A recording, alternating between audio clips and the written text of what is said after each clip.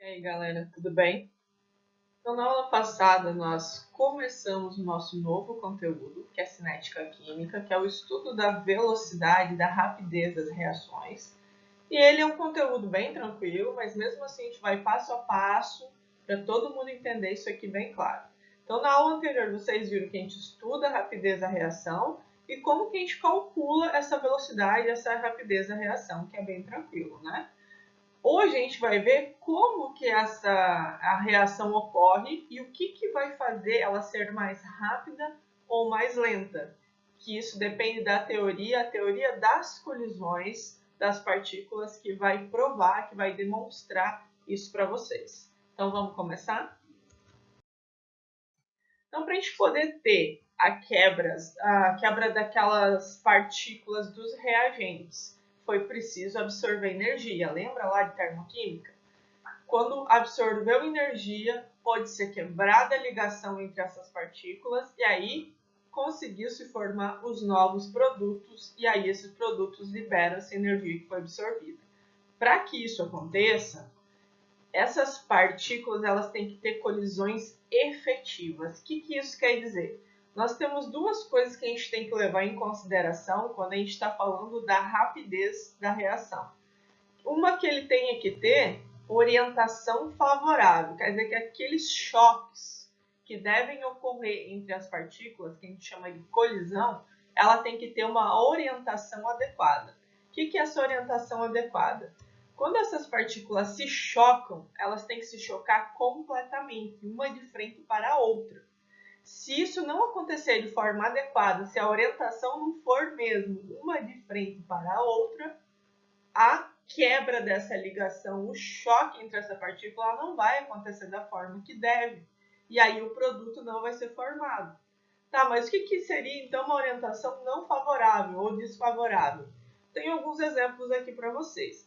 Então vamos supor que eu tenho uma partícula se chocando com outra, mas elas não conseguem se chocar completamente. É como se ela passasse só, tipo, encostou na base ali da outra partícula. Isso não é um choque adequado. Então a reação não vai acontecer.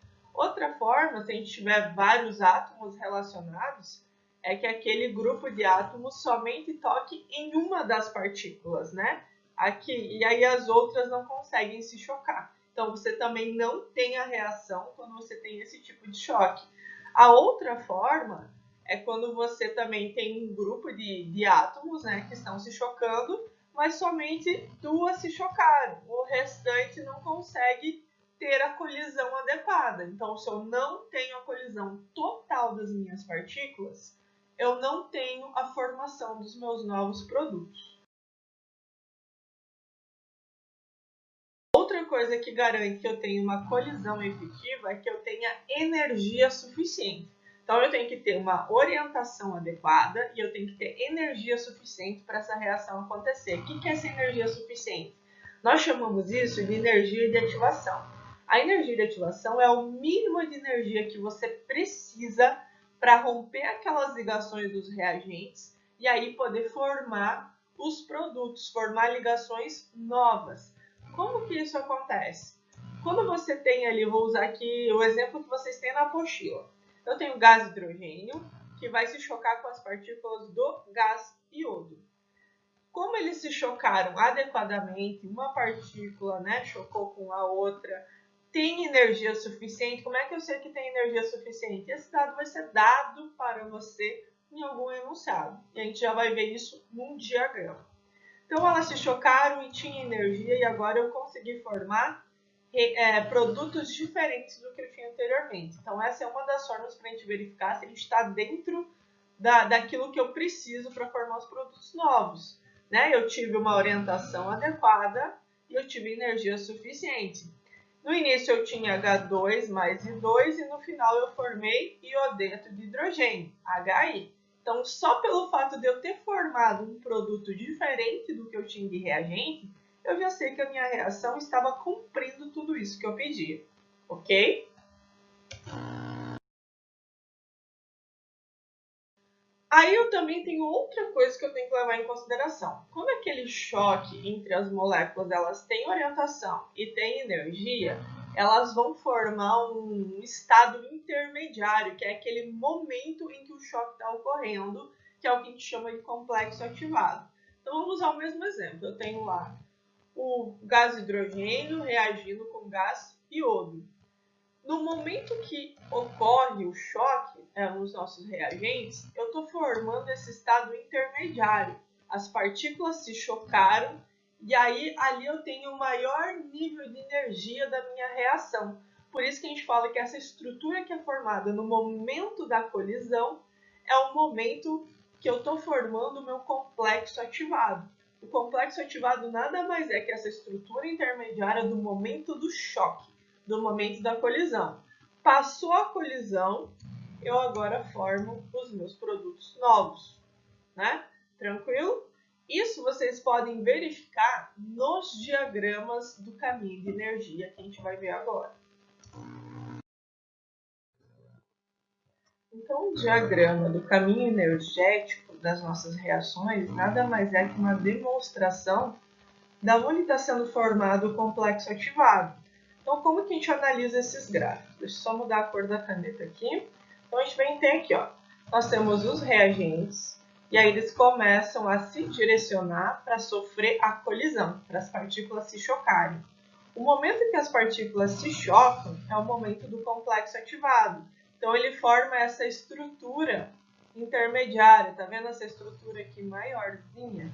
Então, a ponta dessa estrutura é o nosso complexo ativado. Então, é aqui que vocês vão ver a quantidade de energia que foi necessária ou que foi gasto na formação dessa estrutura. É aqui que a gente verifica isso. Esse gráfico ele te dá a quantidade de energia e ele te dá o curso da reação. A energia de ativação ela também é demonstrada aqui. Então, a energia de ativação é aquela quantidade de energia que foi utilizada até a formação do complexo ativado. Então, vem aqui dos reagentes até o pico da nossa estrutura. Então, toda essa lateral aqui é a quantidade de energia que foi necessária absorver para que a reação ocorresse.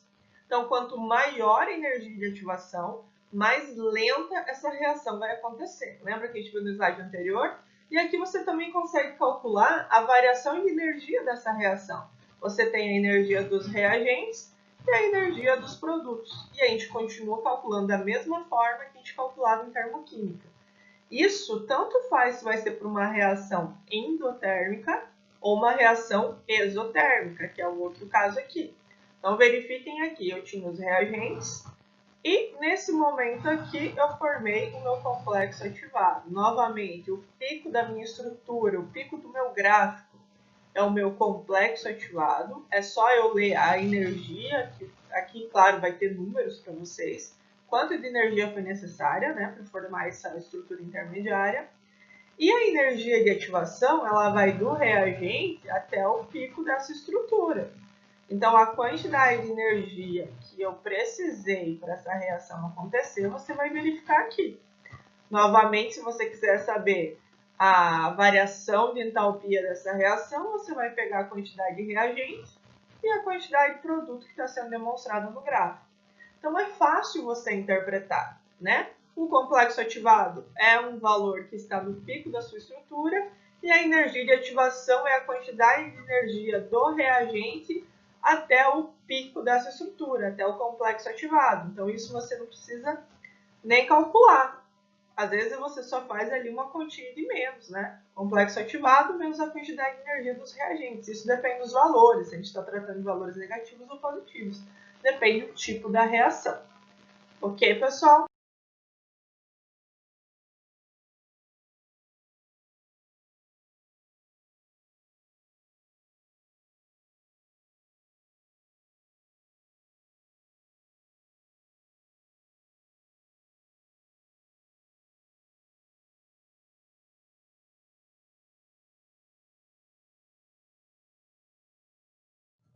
Então, para a gente finalizar aqui, duas coisas que vocês têm que levar em consideração e entender bem o que isso significa. Independente de eu estar falando se a reação é endotérmica ou exotérmica, eu preciso que aquelas minhas moléculas, os meus átomos, as minhas partículas absorvam energia E essa energia tem que ser uma quantidade necessária, o mínimo ou superior à energia de ativação, porque senão a minha reação não vai acontecer. Então, quanto menor for a energia de ativação, mais rápida a reação. Então, se eu preciso de pouca energia, quer dizer que essa reação vai acontecer mais rapidamente, porque daí o complexo ativado formado vai ser menor e isso acelera a tua reação, ok? Outra coisa é que essa velocidade, essa rapidez da reação, ela está relacionada diretamente à frequência das colisões entre as partículas dos reagentes. Então, quanto mais colisões eu tenho e quanto maior for essa frequência, eu tenho várias partículas se chocando toda hora, durante os meus reagentes estão se chocando adequadamente, com energia suficiente.